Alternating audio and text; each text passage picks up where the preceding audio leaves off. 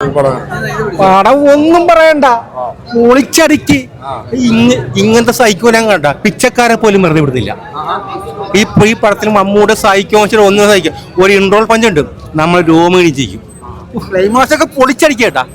ആരും അഭിനയിക്കും അപ്പൊ ഇങ്ങനെ ഇതേപോലെ റോള്? ഇപ്പോഴത്തെ നടമാട്ടം പറയും, ഇങ്ങനെ ഒന്ന് അഭിനയിക്കാൻ പറ. ഇത്ര സ്റ്റാർ വാല്യൂ ഇരിക്കുന്ന ആള് ഇതേപോലത്തെ കഥാപാത്രങ്ങൾ ചെയ്യുന്ന വിനായകനും ഒന്നും പറയണ്ട. രണ്ടും മരണമാസം അടിപൊളി.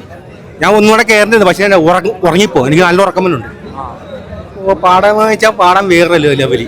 അടിപൊളി വെച്ചാൽ അടിപൊളി പടം. ആരും ചെയ്യത്തില്ല ഇങ്ങനെ റോള്. ആരെങ്കിലും ചെയ്യാൻ പറയാം. പകുതി മീശം പിടിച്ച റോട്ടേക്ക് റോഡാം. ഇങ്ങനത്തെ റോള് ആരും ചെയ്യാൻ പറ. ഈ പ്രായത്തിൽ, ഈ 73-ാം വയസ്സിൽ ഇങ്ങനത്തെ റോള് ചെയ്യാൻ പറ.